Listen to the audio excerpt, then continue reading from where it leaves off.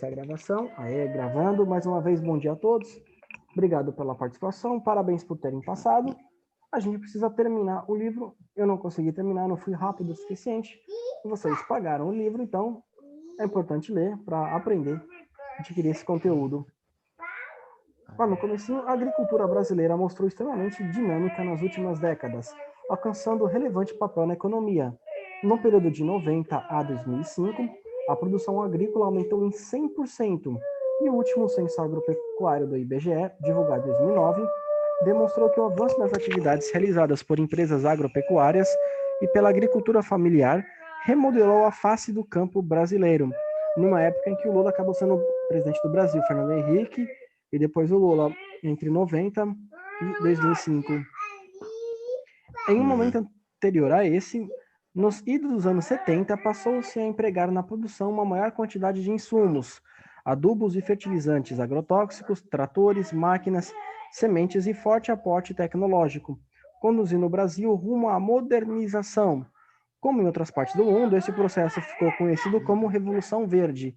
Enquanto no Brasil começou nos anos 70 e foi avançando, nos Estados Unidos começou nos anos 60. A Fundação Rockefeller investiu nisso. A ideia era fazer com que acabasse com a fome do mundo, mas é aquilo, não tem almoço grátis.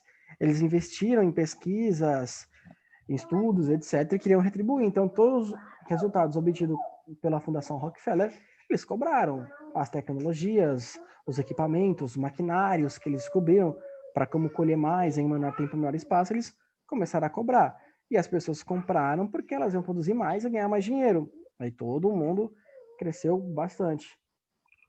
À frente dessa expansão agropecuária, estiveram o cultivo de soja, de cana-de-açúcar e pecuária bovina, atividades que levaram o país a se tornar-se um grande produtor, criador mundial. Se por um lado tornaram-se decisivas na balança comercial brasileira e nos sucessivos superávites, ou seja, entre o que o Brasil, os empresários brasileiros compram de fora e vendem, há um superávit. A gente mais vende do que compra. Por outro lado, provocaram danos ambientais irreparáveis ao Cerrado e à Amazônia, além da reafirmação do caráter concentrador do desenvolvimento brasileiro, ou seja, o Brasil só é focado na matéria-prima, não tem fábricas, indústrias, tecnologia, etc., igual outros países, principalmente os asiáticos, que nessa época começaram a emergir. A modernização se fez acompanhar pelo que se convencionou designar de expansão da fronteira agropecuária, ou seja, uma expansão que, partindo do sul do país, rumou para as regiões centro-oeste e norte. Essa modernização ocorreu especialmente junto ao bioma do Cerrado, seriamente atingido pela agricultura monocultura, especialmente de soja, milho, algodão e cana-de-açúcar, e que reforçou uma desigualdade fundiária já presente desde os tempos coloniais, capitanias hereditárias, aquelas divisões que fizeram de terras, mas que até então se caracterizava pela marcante presença da pecuária extensiva na região. Diferente dos americanos, que têm as fazendas familiares, lá é muito comum uma família ser dona de fazenda. Todo mundo trabalha lá, eles fazem para o consumo interno, abastecem as cidades da região, e nas várias megalópolis que tem nos Estados Unidos, nas cidades em volta, satélite tem muitas fazendas familiares que abastecem o mercado interno. E como são muitas fazendas familiares, com a concorrência melhora a qualidade, diminui os custos. Os americanos têm produtos para se abastecer, o que seria algo que ocorreria naturalmente no Brasil. Porque se várias famílias têm terra, produzem, tem uma concorrência, a família vai procurar produzir mais em menor tempo, menor espaço, melhorar a qualidade, para que as fábricas, os mercados comprem daquela fazenda. Senão a família vai perder tudo. Isso é muito comum nos Estados Unidos. Só um parêntese, tem até um TikToker que hoje é médico no Brasil, que ele vive contando como é que era a experiência dele nos Estados Unidos. Ele ficou numa fazenda familiar. Não sei se vocês já viram, um tal de Bruno, alguma coisinha. Não vi, não. Ele Não conheço. Ele comenta, isso é muito comum nos Estados Unidos, ter várias fazendas familiares. Claro, tem as pessoas que moram nos grandes centros, como Nova York, Washington, Chicago, Detroit, etc. Mas também tem famílias, muitas, que têm as suas fazendas e elas conseguem trabalhar, ter o próprio consumo e vender. Beleza? Continuando a leitura. Esse processo trouxe problemas para a agricultura familiar, que, segundo dados do Ministério do Desenvolvimento Agrário, 2012, é responsável pela produção de 70% dos alimentos consumidos pelos brasileiros e ocupa 75% da mão de obra no campo. Além de não conseguir competir com o agronegócio, a agricultura familiar muitas vezes teve seus financiamentos dificultados, a elevação forçada dos índices de produção, a produtividade e o custo acima da receita. Atualmente, o setor agropecuário responde por 12% do PIB, quando se aplica o conceito de agronegócio, porém, esse percentual salta para 35%, quando apenas fala da agricultura, daquilo que é plantável, exclui os animais, sobe para 35%, que o pecuário envolve animais. Felipe, você tá dando aula, tá bom? E aí, aquela coisa de fazer nas fazendas familiares abastece o mercado interno, porque quem é um grande fazendeiro, quem tem grandes fazendas, quer vender para fora. Ainda mais com a crescente disparidade entre dólar, euro e o real. Você vai preferir ganhar em real ou preferir ganhar em dólar e euro? Vai preferir vender para a China? Vai preferir vender para a Europa ou para o mercado interno? Então, eles preferem vender para fora porque eles vão ganhar em dólar, em euro. Aí vão ganhar mais. Fazendo essa conversão, eles vão ter muito mais dinheiro. E é por isso que fala tanto numa reforma agrária, não é algo simples de fazer. Porque você tem que ver se tem áreas que não estão sendo utilizadas, onde estão, se lá pode plantar, se não vai prejudicar a fauna e a flora, e para quem você vai dar essas terras, se realmente vai trabalhar. Aí essas pessoas, quando tiverem terras, como é que elas vão fazer para plantar para o mercado interno, para abastecer 215 milhões de pessoas, para abastecer os mercados, as fábricas, as indústrias, etc. Elas vão conseguir ter melhor tecnologia, melhor maquinário. E como é que você faz o financiamento para que essas pessoas peguem dinheiro, comprem maquinários e produzam? E quem vai pegar esse financiamento? Todo mundo? Nem todo mundo que tiver terra? Se fosse algo simples de ser feito, certamente o governo Fernando Henrique, Lula, o Dilma tinha feito. Porque ia se gabar, ele ia falar, eu fiz a reforma agrária, eu dei terra ao povo. Olha que marketing, como é só bonito. Ele estaria aqui, no livro. A gente estaria estudando, seria um fato histórico. Mas como é algo difícil de se fazer, por isso que ainda não foi feito. Na teoria é muito simples, da fazenda para um monte de família, com a concorrência vai ter mais para o mercado interno, vai melhorar a qualidade e vai diminuir o preço. Mas na prática já são outros 500. E aqui tem duas expressões. Agronegócio, uma adaptação para o português do verbete em inglês agribusiness. Refere-se a todo segmento ligado direta e indiretamente à agricultura, como produção, transportes, armazenamento, insumos, ferramentas, maquinários, tecnologia, processamento de gêneros e derivados implicam um efeito multiplicador da agricultura e pecuária. E tem o termo commodities. Muita gente fala, os commodities, o Brasil cresce por causa dos commodities. Expressão originária do inglês para designar a matéria-prima de importância comercial internacional, normalmente in natura. São de origem agrícola, café, soja, cacau, mineral, ferro, manganês, combustíveis fósseis, como petróleo, ou animal, peixe e carne. Mercadorias poucos processadas industrialmente também são rotuladas como commodities. Você faz algo que vai mandar para fora do país, para lá eles usarem a carne diretamente, a matéria-prima para usarem nas fábricas de lá, são chamados commodities. Daqui um pequeno textinho.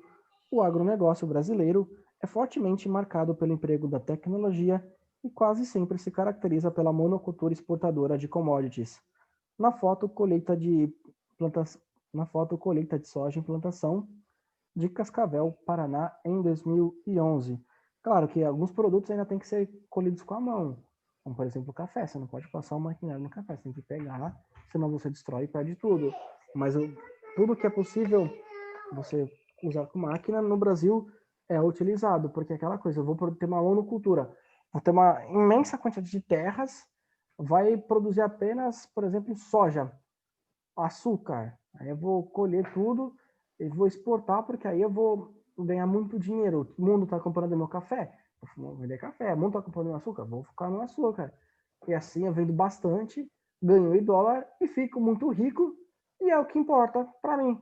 E a população? A população é a população. Meu bolso tá cheio de dinheiro. Então, assim, basicamente é o que acontece no Brasil. Por isso que a comida tá tão cara, mesmo o Brasil plantando e tendo tantas terras para o consumo interno. Ainda tá cara. Ainda tá caro. Arroz, feijão, tá tudo Difícil. caro. Você olha assim e fala, meu Deus. Você olha assim pra ração do gato, comer a ração daqui a pouco. Da ração de gato ainda. Mais barato. Até de cachorro tá cara. Mas tá cara. É até algo contraditório, né? É algo estranho. O Brasil produz tanto, alimenta o mundo inteiro e a comida interna é cara? Como é que é isso, pô? Será que se não houvesse várias fazendas familiares e aí elas iam focar apenas em vender para o consumo interno, a gente não ia melhorar isso? Claro, a gente não pode se recusar a vender para a China, senão eles vão passar fome também. Lá eles têm 1 bilhão de pessoas, não tem onde plantar. A gente também precisa movimentar a economia, mas também não se prejudicar tanto, né? Enfim. Alguma dúvida com relação a esse texto, a expansão? Não? Não. Continuando a página 484. A partir da modernização e da alteração da base técnica do campo, surgiram nos anos 70 as agroindústrias, um híbrido entre a moderna produção agropecuária e a transformação da matéria-prima por ela produzida em insumos na cadeia produtiva que atinge o consumidor.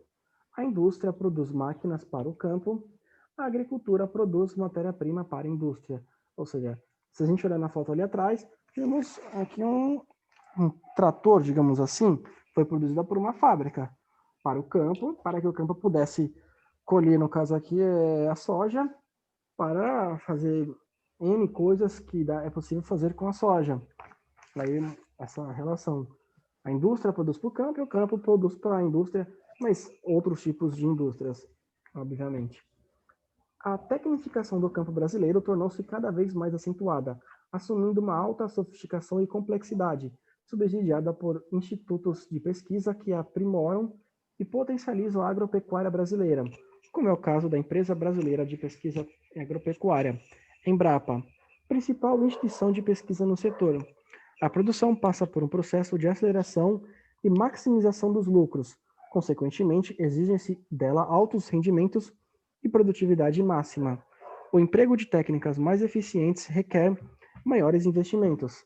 As empresas agropecuárias proliferam, bem como a forte presença do capital externo no campo. Com o desenvolvimento agrícola e a expansão capitalista no campo não foram acompanhados por uma recomposição fundiária, apenas uma parcela dos proprietários rurais beneficia dessa modernização. Quem tem cacife, quem tem capital para poder comprar maquinário do bom e do melhor, ou tem condição de pagar pessoas para trabalhar em suas terras, suas plantações e acompanhar a tecnologia, porque a tecnologia muda muito, até porque a tecnologia não vai ficar parada.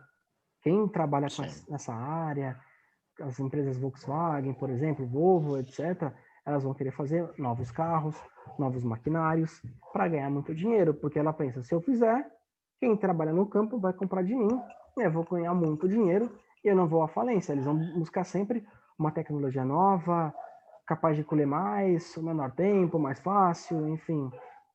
Ou também tem um desgaste com o tempo, né? Vai acabar aí, o pessoal vai ter que ser necessário comprar um carro novo, um equipamento novo, e quem consegue prosperar, quem tem capital, quem consegue pegar os lucros e reinvestir para poder continuar produzindo e colhendo muito. Beleza? Aí tem aqui um textinho, enfoque, sistemas técnicos agrícolas e meio técnico científico informal no Brasil. Só um coisinha que aqui acho que faltou falar no texto, para não ficar muito longo, é que essa expansão agrícola fez com que muita gente saísse do centro-oeste e fosse para as capitais, Belo Horizonte, Rio de Janeiro, São Paulo, assim como a seca no Nordeste fez uma intensa migração para São Paulo também. Por isso que São Paulo cresceu de uma maneira tão desordenada e cresceu muito no século XX. A expansão de São Paulo foi algo impressionante, principalmente a Zona Leste, que as pessoas vinham para cá, trabalhavam, tinha muito emprego. Nos anos 70 foi um milagre econômico, na época do militarismo, várias fábricas, indústrias, etc. As pessoas vinham, trabalhavam, aí uma coisa ia puxando a outra. Vinham, trabalhavam, compravam casa, e quanto mais longe do centro, mais barato. Isso em Itanhaém, Mongaguá, São Paulo, em qualquer lugar. As pessoas vinham, trabalhavam, e aí era fácil. Por isso que nossos avós, bisavós, muitos vieram do Nordeste, do Centro-Oeste, chegaram, tinham emprego, trabalharam demais, demais, muito, e tiveram casas, carros, uma vida boa, estável. Era fácil. Tem gente que trabalhava em concessionárias, em fábrica de automóveis, sem saber ler, sem saber escrever. Enfim, eram outros tempos. Mas isso fez São Paulo ser grande do jeito que ela é. Beleza? Aí, continuando o textinho, de maneira geral, a modernização do campo ocorre primeiramente com a mecanização da produção, observada pela utilização crescente de arados, aspersores, colheitadeiras, pulverizadores e tratores. Em um segundo momento, a novidade decorrerá da utilização dos derivados da indústria química, fertilizantes, agrotóxicos, herbicidas, inseticidas, fungicidas e corretivos para o solo, que se dá paralelamente ao desenvolvimento da biotecnologia e da engenharia genética. Ultimamente, com os avanços na chamada agricultura de precisão, é possível realizar, por meio das informações obtidas via satélite, um verdadeiro mapeamento e conhecimento detalhado do terreno, combinando-se o uso do GPS com as inovações mecânicas e químicas. Com isso, se torna possível aumentar cada vez mais a produtividade de certas culturas em um menor tempo e espaço, ou seja, com aviões, com mapeamento por satélite, você consegue mapear grandes terras, aí você vê, ó, aqui está minha plantação de café, aqui minha plantação de açúcar. Ah, entendi. Vou pulverizar, vou passar veneno. Passo veneno aqui, passo veneno ali, mato as pragas. Aí fica acompanhando por satélite a produção. Ah, aqui eu colhi, aqui eu já colhi também. Aí você consegue fazer tudo no menor tempo, menor espaço, você ganha mais. Aí se você vai investindo nisso, você vai aumentando seus lucros, porque você vai comprando terras, para você plantar naquela terra, e com os aviões, com o mapeamento, com esse negócio que recupera o solo dos defensores agrícolas que a pessoa utiliza, a pessoa consegue cada vez mais aumentar o seu terreno, colocar nesse terreno mais produtos para vender para fora e continuar ganhando em dólares e euros. Beleza? Com a difusão da ciência e das inovações tecnológicas, os espaços agrícolas tendem a se especializar e se tornar cada vez mais complexos. No momento atual, o uso do espaço agrícola é marcado pela incorporação e a interdependência de novos objetos técnicos, regulado por normas que facilitam seu controle e funcionamento. O peso dos novos componentes técnicos no campo permite diminuir e até mesmo eliminar muitas consequências de condições naturais adversas, mas ao mesmo tempo acentuam-se distorções na sociedade, fruto da imposição de inovações técnicas e ganhos cada vez mais concentrados. O processo técnico permite, ainda que potencialmente, outras formas de utilização do território, um novo uso do tempo e do espaço. Os impactos do atual período sobre o território transformam espaços agrícolas tradicionais em novas regiões agrícolas, como a produção de frutas irrigadas em diversos pontos do Nordeste, Petrolina no Pernambuco, Juazeiro, Bahia e Vale do Açu no Rio Grande do Norte, a produção de soja em balsas no sul do Maranhão e o café irrigado do oeste baiano. Também um plantio de uva consorciado com soja em Primavera do Leste, Mato Grosso. Essas experiências têm modificado a paisagem rural e urbana dessas regiões ao atrair empresas de implementos em insumos agrícolas, transportes, pesquisas, melhoramento genético e etc. Aí quem tem condição de comprar a tecnologia que tem de melhor vai ter condição de comprar e produzir mais em menor tempo e menor espaço. Olha quanta coisa tem na agricultura. Você tem primeira etapa, segunda etapa, você tem colheitadeiras. Não é só o trator que vai colher mais. Você vai ter os inseticidas, os defensores agrícolas, os agrotóxicos. Você vai ter algo para recuperar o solo. Aí você consegue fazer um mapeamento por satélite, aí o GPS. Tudo isso custa dinheiro. Se uma família assume uma plantação, ela não vai conseguir ter tudo isso do dia para a noite, porque é muito dinheiro, são milhares de reais, quiçá milhões para você ter tudo isso. Quem tem esse dinheiro é quem vende para fora, consegue investir.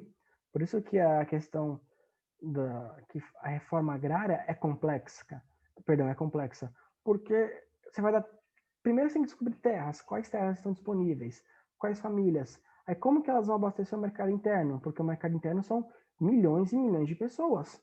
Se for abastecer só São Paulo, Grande São Paulo, temos aproximadamente 20 milhões de pessoas. O estado, 35 milhões de pessoas. Aí a gente pensa na região sudeste, ou só na região sul, na região nordeste. É difícil, aí tem outra questão do transporte. É algo complexo. As famílias serão capazes de produzir em larga escala para todas as fábricas, indústrias, para os mercados, ou então vão ter fazendas próximas a mercados para que venha diretamente da fazenda para o mercado vender o alface, a laranja, etc. Por isso que é complicado. para abastecer o mercado interno são milhões e milhões de pessoas. Beleza? Continuando a leitura, página 485. Apesar das contradições no campo, a produção agrícola só aumentou nos últimos anos.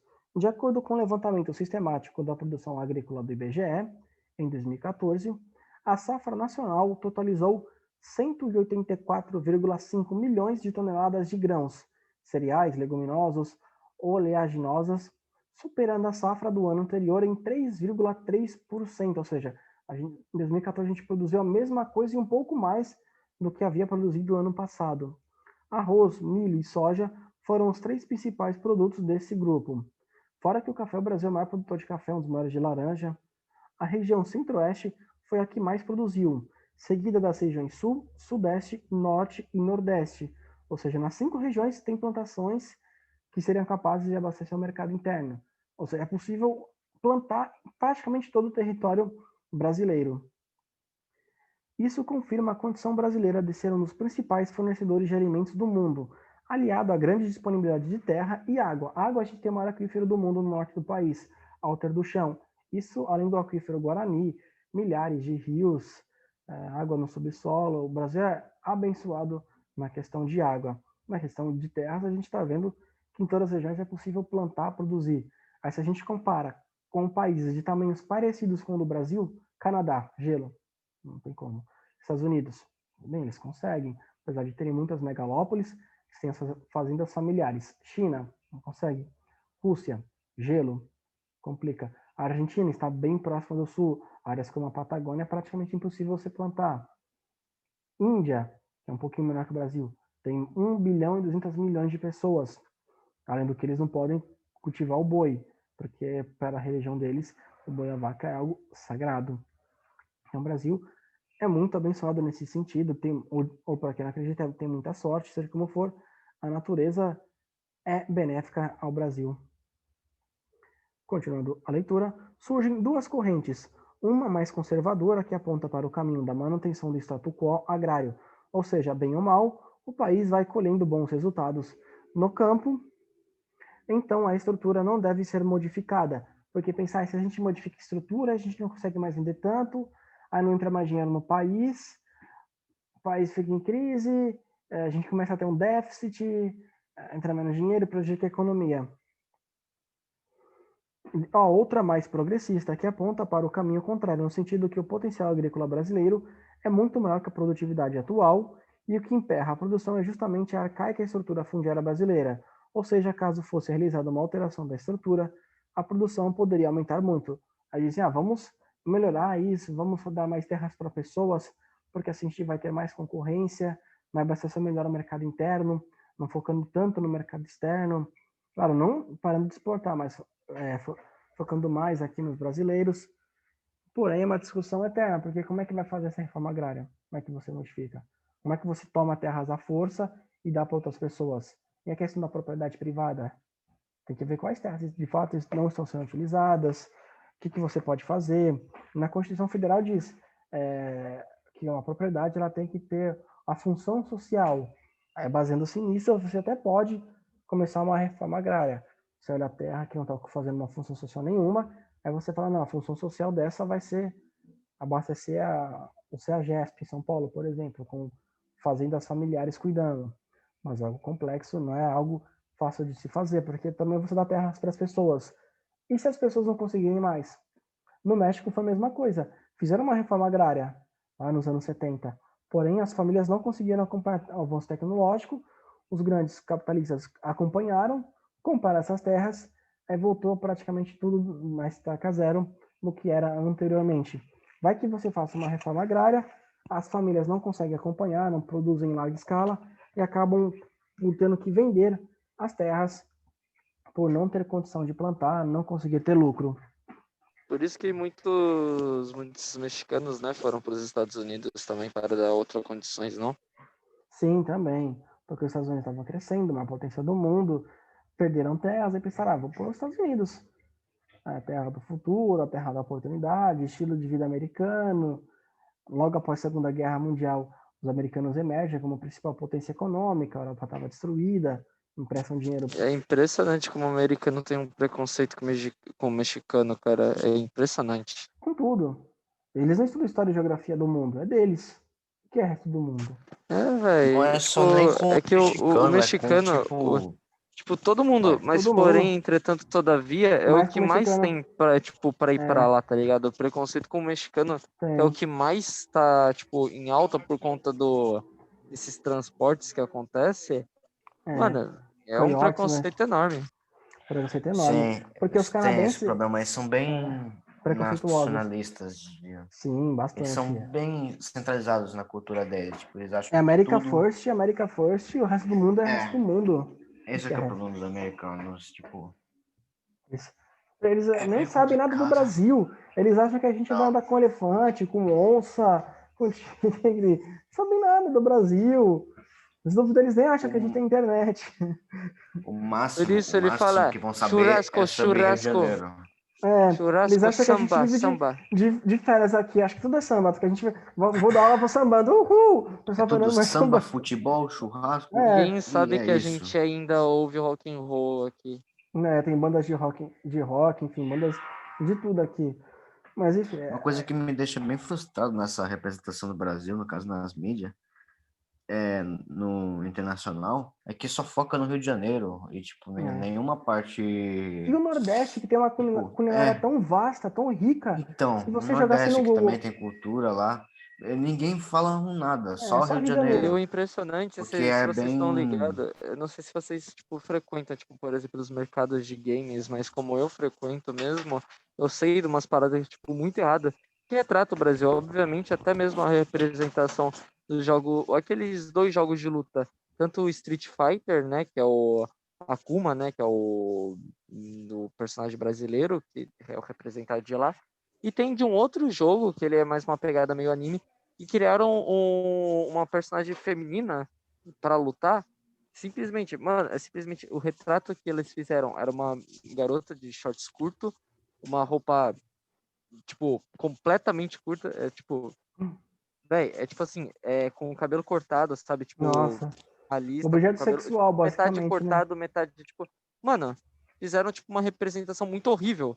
Porque Nossa, não e existe sem outro falar no personagem brasileiro pra, Blanca, tipo, né? defender lá, tá ligado? É, além do Blanca, A única coisa que foi era, assim, uma coisa boa que colocaram, pelo menos, foi a imagem da mulher negra, pelo menos. pelo menos isso. Que o Brasil tem isso, tem negro, tem índio, tem Mas, branco, tem né, tudo. a representação Miscigenação, das roupas, obviamente, você já percebe o preconceito que eles têm, né? imagina. É complicado. Isso em geral, eles consideram Brasil, Nordeste, joga lá no Google, pratos típicos do Nordeste, tem um melhor que o outro.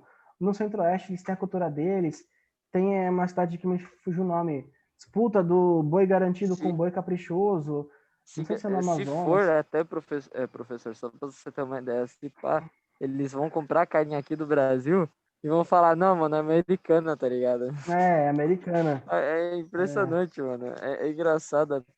Os caras não, assim, não admitem que a carne não é deles. isso, eles têm A melhor preconceito com carne tudo. tem que ser deles, tá ligado? É. Basta ver South Park, a versão que os americanos têm dos canadenses, o que eles pensam dos japoneses. Eles taxam o japonês como idiota, o canadense como diferente, que Mano, não é humano. eles acham que canadense, tá ligado? É tipo como se fosse maconheiro aqui, tá ligado? É muito suave. É tipo isso. É, mas enfim, eles são a única raça humana que deu certo. O resto é o resto do mundo. É complicado. É assim, é mundo pros Estados Unidos. É tipo assim, de cima é eles, né, que é os Estados Unidos, embaixo é tipo Brasil, todo Brasil, Argentina, Uruguai não existe, é tipo tudo É, Brasil. No Na África é tipo assim, É só África, deserto, só África savana. deserto.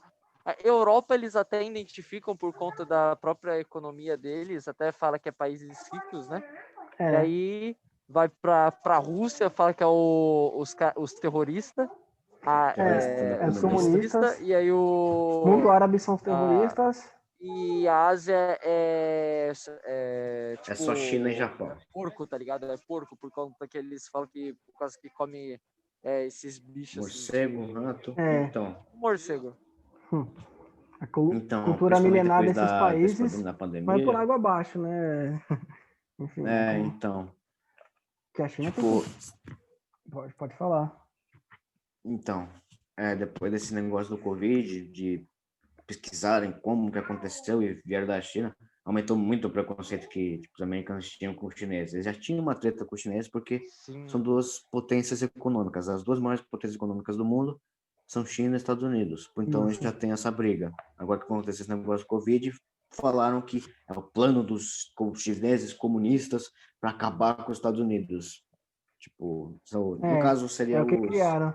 os Ou mesmo, republicanos extremistas. Tipo, essa versão, ou mesmo relapso da China também, pode ser. Porque a China tem uma par de fonte de energia termoelétrica carvão, que solta gás aham. carbônico. Aí a polêmica do aquecimento global. Se existe, a China sabe, tá pouco se importando, está lançando o CO2.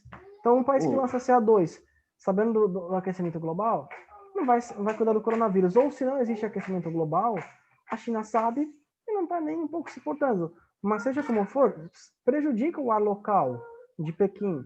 E a China não se importa e está fazendo termoelétrica, carvão. Ou seja, um país que não se importa com isso, com a natureza, você acha que se tivesse ia se importar em isolar e cuidar do Covid, do coronavírus? Não, pouco se tipo assim, importar. professor, aquela parte que eu tipo, tinha falado sobre a questão os Estados Unidos roubar algumas coisas, por exemplo, falar que é deles, existe uma música que eu conheço, assim, que é uma das minhas favoritas, que eu até recomendaria para ouvir, porque ele fala exatamente sobre esse assunto, sobre os Estados Unidos e o seu orgulho horrível que eles têm de simplesmente si mesmo. Ah, bacana, depois passa o link pra gente dar uma analisada. Mas isso é verdade, o nacionalismo exacerbado deles. Eles têm até um preconceito com o resto do mundo, eles não respeitam, não admiram nada de ninguém. Eles Mano, é simples, assim, se for parar pra pensar, Estados Unidos quebra quando todo mundo simplesmente quebrar. é, não, todo mundo ir contra ele, tá ligado? Todo mundo vai contra os Estados Unidos, faz uma guerra mundial, tá ligado? Todo mundo contra os Estados Unidos. Estados Unidos quebra, mija na pena na farofa, tá ligado? É Mas uma. quem vai peitar os é que os americanos? Estados Unidos ele tem muito Ah, armamento bélico, isso que é um negócio. não, Então, assim, Quem vai só que é o pega, peitar? seguinte, ele assim, também você não é o pode único dizer que que tem. você pode peitar os americanos, mas pega quem é bonzaço, mano. Entre você pega só as maiores populações, por exemplo. Você pega Rússia, China, Europa e pronto, você já tá quase ao mesmo nível. Aí você pega de outros países. Mano, se pegar a Arábia, filho, a Arábia Mas aí teria que os é países um se bicho reunir estudado aqui. para um país, como representante dessa união, negociar a questão diplomática com os americanos. Mas aí quem iria peitar os americanos? Eu, se Mano, eu sou é presidente uma do coisa país, que ia falar, assim, não, tem não que vou. ver, um. É Nem que que eles assim, sejam orgulho deles eu acho que os lá, outros países, eles não preciso de. analisam o como é o olhar deles americano, tá ligado? A Acho gente que eles precisa não do dinheiro analisam deles isso. também. Vamos pegar os dólares americanos, trazer para cá também, é Deixa eles importante. falar, contanto que pague, tá tudo bem. Tanto que pague. Vamos quebrar a bolsa de Nova York, tá ligado? Vamos quebrar a bolsa de Nova York, A vamos bolsa fazer de que nem valores. um 1930. Não, mas é complicado, todo mundo sai prejudicado. Na crise de 2008, a gente acaba Ah, sentindo efeito junta aqui. a população aí, rapaziada, faz um Ah, timinho aí deixa, contra os Estados deixa eles Unidos. sentirem